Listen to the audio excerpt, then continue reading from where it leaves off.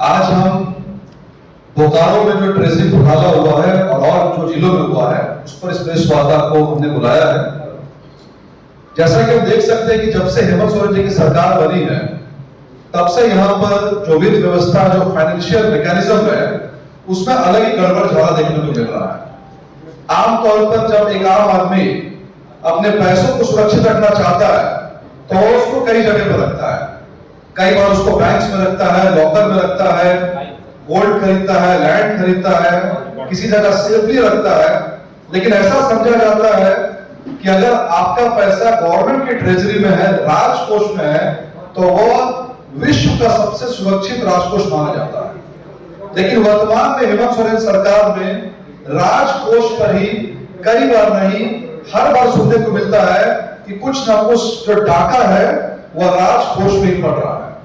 मैं आपको याद करना चाहूंगा कि 2024 में झारखंड के ऊर्जा विभाग से 100 करोड़ रुपए की फर्जी निकासी की गई और लगभग 300 से ज्यादा अकाउंट में 100 करोड़ को ट्रांसफर किया गया। अभी भी उसकी इंक्वायरी चल रही है। फिलहाल सीआईडी, एसीबी, कई एजेंसी में इसकी इंक्वायरी चल रही है। फिर हमने देखा कि 2024 में ही झारखंड का जो पर्यटन विभाग है, उस पर्यटन विभाग से 10 करोड़ रुपए की निकासी अवैध रूप से की गई, फिर से ट्रेजरी से।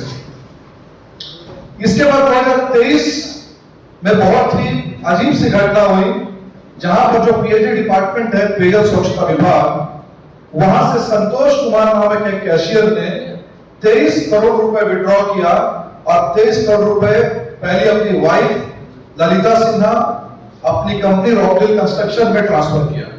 उस समय हमने कहा था कि संतोष कुमार एक कैशियर 23 करोड़ रुपए की निकासी नहीं कर सकता, क्योंकि 23 नहीं, वो बाद में 7 करोड़ की निकासी भी करने वाला था, लेकिन वो पकड़ा गया।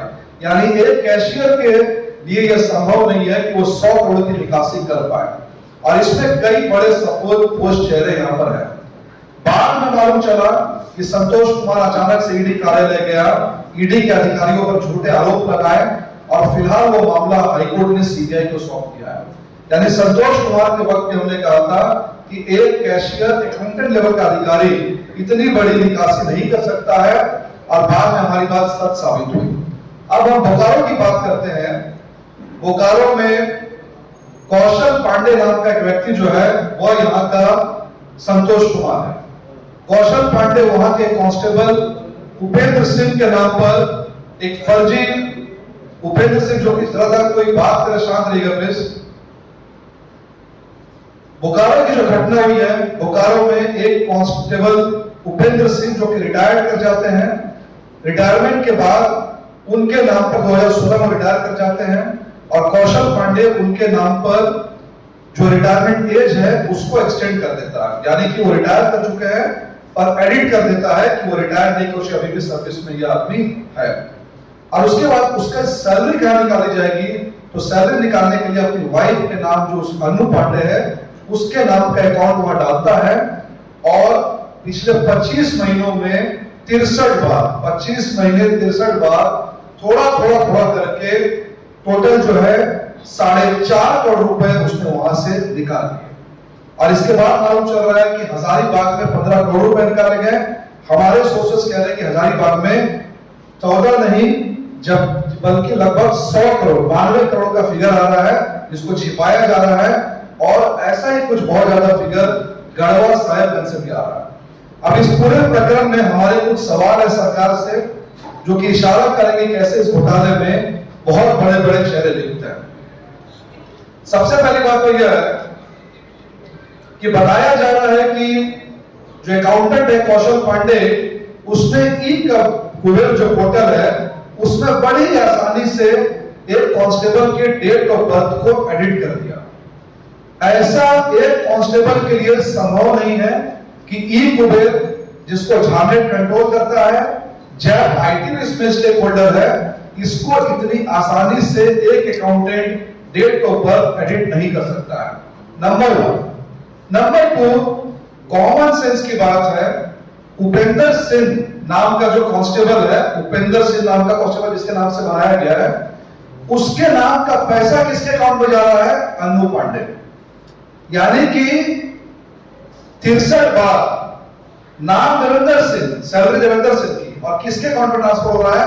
अनूप पांडे। ये दूर दूर तक संभव नहीं है।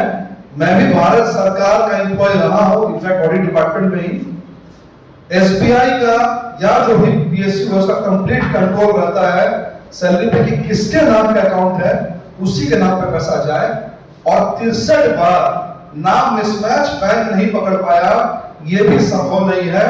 इसमें बड़े बड़े चेहरे हैं। अब जिस कौशल पांडे की हम बात कर रहे हैं, जिसने 4.5 करोड़ रुपए की फर्जी निकासी की, उस कौशल पांडे को झारखंड की सरकार पुरस्कार दे रही है, लेटर ऑफ एप्रिसिएशन। उसको एप्रिशिएट कर रही है कि आपने बहुत अच्छा काम किया है। इसमें क्या लिखा हुआ है?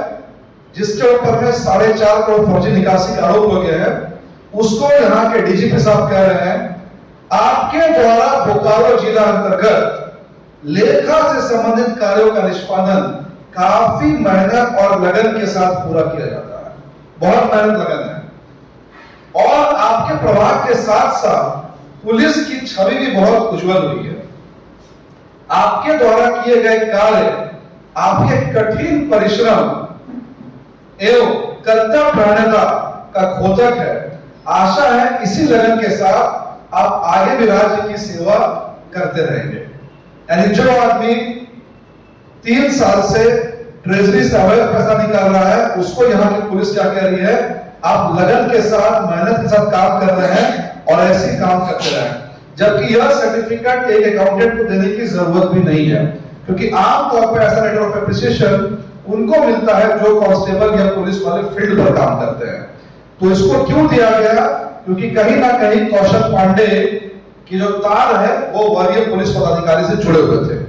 अब जो हमारी जानकारी मिल रही है, यह खिलाड़ी कौशल पांडे यह सुनने में अकाउंटेंट लगता है, पर यह अपने जिले में बार बार कोई भी एसपी आया, इसके पहले हजारीबाग में रहा, बोकारो में रहा, वहां यह बार बार दावा करता रहा कि अगर जिले को फंड चाहिए तो डीजीपी को, डीआईजी बजट को मैनेज करने की जिम्मेदारी, फंड लाने की जिम्मेदारी मेरी है। यानी अकाउंटेंट नहीं बल्कि फंड मैनेजर के रूप में यह काम करता है आदमी। इसके संबंध वरीय पुलिस पदाधिकारी से बहुत ही मधुर बताए जाते हैं। नंबर 3, प्रेस कॉन्फ्रेंस के माध्यम से बार बार हमें बताया जा रहा है कि अकाउंटेंट को कंट्रोल करने का पावर जो है वो डीडीओ के पास में है, यानी कि drawing and disbursing officer. But बड़ी चालाकी से इस बात को छिपाया जा रहा है कि डीडीओ कोई जापान का आदमी नहीं है, डीडीओ खुद पुलिस के एसपी होते हैं। यानी हर जेल का जो एसपी होता है वही डीडीओ होता है, ड्राइंग एंड डिस्बर्सिंग ऑफिसर। यानी एसपी खुद कह रहे हैं डीडीओ इसके ऊपर है, पर वो ये नहीं बता रहे कि मैं ही यहाँ का डीडीओ हूं। और आमतौर पर डीडीओ यह जिम्मेवारी डीएसपी हेडक्वार्टर को डेलीगेट करता है। यानी ये जो छोटी मछली अकाउंटेंट को पकड़ करके जेल में डाला गया है बोकारो में या फिर हजारीबाग में, इसके ऊपर में डीडीओ की क्या भूमिका थी, एसपी साहब की क्या भूमिका थी अपने जिले में। आज के जो एसपी है या इसके पहले के जो एसपी है, यह भी जांच का विषय है। आप यह बोल करके पल्ला नहीं जा सकते हैं कि कांस्टेबल की गलती के लिए मैं जिम्मेवार नहीं हूं। ठीक है, 1 बार 2 बार 3 बार आप जिम्मेवार नहीं हो सकते हैं, लेकिन 3 साल तक 63 बार अगर वो इस तरह से थोड़े थोड़े पैसे निकालता रहे, एक कांस्टेबल लेवल का आदमी, एक अकाउंटेंट लेवल का आदमी, तो आप पल्ला नहीं झाड़ सकते हैं। एसपी लेवल के अधिकारी जो डीडीओ के रूप में काम करते हैं, वो इसमें कहीं ना कहीं जिम्मेवार है। जैप आईटी की क्या भूमिका है, इसकी भी जांच की आवश्यकता है, क्योंकि जैप आईटी जो कि पूरे झारखंड के आईटी व्यवस्था को कंट्रोल करता है, उसके में लीड में जो अधिकारी है वह बहुत ज्यादा टेंटेड अधिकारी है, जिसको झारखंड सरकार ने जेल से निकलने के बाद वापस से रिवॉर्ड किया है। कहीं ना कहीं यह नेक्सस जितना छोटा दिख रहा है, उतना छोटा नहीं, काफी बड़ा यह नेक्सस है। इसके बाद यह पूरा खुलासा कैसे हुआ, यह भी जनता को जानना जरूरी है। इस पूरे खुलासे के पीछे कोई पुलिस की वाहवाही नहीं है या डीसी साहब की वाहवाही नहीं है कि मैंने इस खुलासे को देखो जनता के सामने किया, गलत को नहीं। भारत सरकार कैग, जिसको स्टेट में पीएजी रिप्रेजेंट करते हैं, principal accountant general Chandramouli Singh, इन्होंने झारखंड के फाइनेंस सेक्रेटरी को लेटर लिखा और बताया कि बोकारो में इस तरीके का गड़बड़ झाला हुआ है। इसके बाद फाइनेंस सेक्रेटरी ने डीसी को लिखा, तब जाकर के मामला सामने आया है। यानी कैग ने इस मामले को खोला है और कैग के पास में यह सरकार कई मामलों में फाइल्स नहीं दे रही है। उदाहरण के लिए लीकर स्कैम में जब कैग ने फाइल को मांगा तो सरकार ने कहा हमारे पास फाइलें नहीं है, फाइलें एसीबी ले गया है। डीएनएफटी फंड में बार बार पीएजी का स्टेटमेंट आया है कि डीएनएफटी फंड में डीसी हमें कोऑपरेट नहीं कर रहे हैं। यानी कैग जितनी फाइलें मांग रहा है, अगर उन फाइलों को दिया जाए तो बहुत बड़े स्कैम पूरे पैमाने पर आ सकते हैं। अब इस पूरे गड़बड़ झाले घोटाले जो अभी फिलहाल बोकारो, गढ़वा, हजारीबाग, साहेबगंज में देखने को मिला है, इसका स्केल जो फॉर्मल इन्फॉर्मल फिगर आ रहा है या 150 करोड़ से ऊपर का है। अगर पूरे राज्य में इसकी जांच हो जाए ट्रेजरी घोटाले की तो चारा घोटाले को शायद ये टच कर जाएगा और ये 1000-2000 करोड़ से कम का घोटाला जो है हो जाएगा नहीं है। इसलिए हमारी सबसे बड़ी मांग यह है कि पीएजी ने इस ट्रेजरी घोटाले में जो भी सरकार को रिपोर्ट दिया है, लेटर लिखा है, उसको सरकार पब्लिक डोमेन में रखे ताकि हमें हर जिले का डेटा सार्वजनिक रूप से पब्लिक को मालूम चल पाए। नंबर 2, कल तक मालूम चल रहा था कि बोकारो में 3.5 करोड़ का घोटाला है, अंदर घुसे तो मालूम चला 4.5 करोड़। फिर मालूम चला हजारीबाग में सुबह फिगर आ रहा था 3 करोड़ तक, शाम तक फिगर हो गया 15 करोड़। और लेट नाइट मेरी अधिकारी से बात हुई है इनफॉर्मल तरीके से, इसके लिए 92 करोड़ का स्केल है। यानी एक जिले की 2 जिले की बात नहीं है। हम सरकार से डिमांड करते हैं पूरे स्टेट का पैन झारखंड इंक्वायरी होना चाहिए। नंबर 3, इसमें इंक्वायरी कोई पुलिस अधिकारी ना करे, पुलिस का भी इसको अधिकारी अगर करेगा तो निष्पक्ष जांच नहीं हो सकती है, क्योंकि संभवतः इसमें पुलिस के वरीय अधिकारी का इन्वॉल्वमेंट इसमें है। इसलिए हम डिमांड करते हैं कि इसमें कम से कम जुडिशियल इंक्वायरी या फिर सीबीआई जैसी इंडिपेंडेंट इंक्वायरी होनी चाहिए। संभवतः अगर एफआईआर दर्ज हो चुका है तो माइट भी फ्यूचर में ईडी की एंट्री एफआईआर के बाद हो जाए, ऐसा कि संतोष कुमार के केस में भी हुआ था। इसके बाद हमारा डिमांड है कि प्रिंसिपल अकाउंटेंट जनरल जो कि झारखंड सरकार से बार बार कई मुद्दों पर अकाउंट्स की फाइलें मांग रहा है, जैसे कि जल जीवन मिशन, जैसे कि डीएमएफटी, जैसे कि लीकर स्कैम, सरकार तत्काल इन फाइलों को पीएजी को उपलब्ध कराए ताकि जो ये ट्रेजरी स्कैम दिख रहा है, जो हमें अभी 150 करोड़ या 1000 करोड़ का दिख रहा है, शायद यह पुलिस नहीं हर डिपार्टमेंट में ऐसा गेम हुआ हो कि आदमी रिटायर हो गया और उसके नाम से लगातार पैसे विड्रॉ कर रहे हैं और ये बहुत बड़ा स्कैम हो सकता है। धन्यवाद।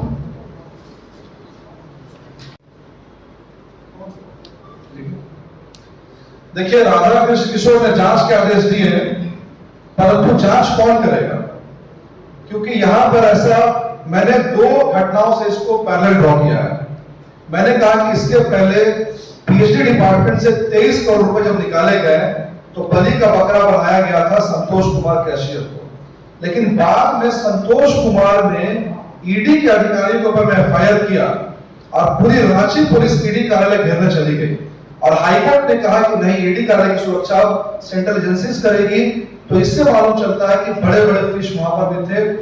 यहां पर भी देखिए, ये टेक्निकली संभव नहीं है कि एक छोटा सा कांस्टेबल लेवल का आदमी 25 महीनों से पैसे पे पैसे अकाउंट से निकाल रहा है और आपको यह पता नहीं कि आपके जिले में एक कांस्टेबल के नाम पर 3 साल से पैसे निकाले जा रहे हैं। यह प्रैक्टिकली संभव नहीं है जब तक बड़े पुलिस पदाधिकारी का उसको संरक्षण नहीं है। और जैसा मैंने आपको कहा कि जो कौशल पांडे है यह अकाउंटेंट नहीं, ये बड़ा खिलाड़ी है, बड़ा लाइजनर है। इज बेसिकली फंड सेटर, जो फंड रेजर इसको कहते हैं, वो ये है कि अकाउंटेंट नहीं है। इसलिए जो राधा कृष्ण किशोर जी ने कहा है, इसमें जांच से हम संतुष्ट नहीं है। इस पे जुडिशियल इंक्वायरी हो। जिस तरीके की जुडिशियल इंक्वायरी चारा घोटाले के समय जब हुई थी तो सारा स्कैम सामने आया था, सेम वैसा ही है। उस समय में डोरंडा ट्रेजरी से 138 करोड़ रुपए निकाले गए थे। यहाँ का स्केल ट्रेजरी का अब तक जो है 150 करोड़ का स्केल दिख रहा है। इसलिए कोई इंडिपेंडेंट इंक्वायरी हो तो हम उससे संतुष्ट हैं। ये कोई बड़ा नाम भी आप लोग को शक है कि ये सत्ताधारी दल के बड़े नेता भी इसमें शामिल हैं? आपने सबको देखिए, अभी जो कौशल पांडे को जो ये सर्टिफिकेट दिया है, ये पूर्व डीजीपी अनुराग गुप्ता ने दिया है। तो कम से कम ये तो हम कह सकते हैं कि अनुराग गुप्ता की भूमिका तो संदिग्ध है। अब इस आदमी ने कई डीजीपी के अंडर काम किया है। ये सिर्फ बोकारो में हजारीबाग था, हजारीबाग में यही हुआ। इसका पूरा एक रैकेट है जो कि हजारीबाग, गढ़वा, साहेबगंज, अभी तो चाईबासा बाकी है, जमशेदपुर बाकी है। यानी आप कॉमन सेंस लगाइए कि हम उस राज्य में है जहां पर पुलिस कांस्टेबल रिटायर कर जा रहे हैं और रिटायरमेंट के बाद सालों साल तक उनके नाम की सैलरी जो उठा के कोई और खा रहा है। ये कोई छोटी मोटी घटना नहीं है, वो भी इस जगह पे जहां पर कई लोगों की सैलरी महीनों सालों से बाकी है। वहां पर फर्जी नाम पर सैलरी उठाया जा रहा है, या कॉमन सेंस को तो पास नहीं करता। इसीलिए पीएजी ने भी इस लेटर को सीक्रेटली डायरेक्ट इसको लिखा फिनांस सेक्रेटरी को। आमतौर पर जब सीएजी ऑडिट करने जिलों में जाता है तो जिलों में पैरा रेज कर देता है, ऑब्जेक्शन कर देता है। हम लोग भी ऑडिट के लिए, मैं 6 महीने बस रहा डिपार्टमेंट में, लेकिन किसी डिपार्टमेंट में जाते थे तो जिले लेवल पे ही ऑब्जेक्शन पैरा रेज कर देते थे कि इस पैरा में ऑब्जेक्शन है। लेकिन अगर फाइनेंस सेक्रेटरी को पीएजी लिख रहा है, इसका मतलब पीएजी को भी लिख रहा है कि देयर इज समथिंग फिशी, कुछ ना कुछ बहुत बड़ी क्रिमिनल कॉन्स्पिरेसी के पीछे है, और हम भी उसी को एस्टैब्लिश कर रहे हैं। और इसलिए यहाँ पर बहुत ही हाई लेवल की इंक्वायरी होनी जरूरी है। भूमिका की जांच की जाए। अगर जय पार्टी रेस्पॉन्सिबल नहीं है तो जय पार्टी रेस्पॉन्सिबल नहीं है, कौन रेस्पॉन्सिबल है इसमें? मैंने कहा बहुत स्टेक होल्डर्स है इसमें। एक अकाउंटेंट है, अकाउंटेंट के ऊपर ट्रेजरी ऑफिसर है, डीडीओ है, उसके बाद बजट एलोकेशन में डीआईजी बजट का भी रोल है। तो कई सारे लोगों का रोल। देखिए, मैंने क्या कहा कि क्या 15 करोड़ रुपए हजारीबाग में एक अकाउंटेंट उड़ा ले रहा है और आप कह रहे हैं कि इसमें कोई रेस्पॉन्सिबल नहीं है? कम से कम डॉक्ट्रिन ऑफ कॉमन सेंस को तो ये लॉजिक पास नहीं कर रहा है कि एक जिले के एसपी को आता पता ही नहीं है कि फर्जी विभाग पर जो है 15 करोड़ रुपए उड़ा लिए गए। इसलिए इसको मुझे जांच की जरूरत है। किसी ने ईडी का जिक्र किया, मैंने ईडी का नाम इसलिए लिया क्योंकि जब भी एफआईआर दर्ज होता है और उस पर बहुत बड़े पैमाने पर पैसे का लेन देन होता है तो ईडी की एंट्री होती है, जैसे पीएचडी डिपार्टमेंट में भी ईडी की एंट्री हुई। तो इसका स्केल जिस लेवल का दिख रहा है, पीएचडी में 23 करोड़ की निकासी हुई थी, ईडी ने एफआईआर दर्ज किया। यहां पर अभी तक हजारीबाग 15 और बोकारो 4.5, 19.5 करोड़ एस्टैब्लिश हो चुका है। इसके बाद और डालने की टेंशन, तो जाहिर सी बात है सेंट्रल एजेंसी है, अगर बड़े पैमाने पर मनी लॉन्ड्रिंग का केस दिखता है तो उसकी एंट्री होनी स्वाभाविक है। तो हमें लग रहा है कि शायद ईडी की एंट्री भी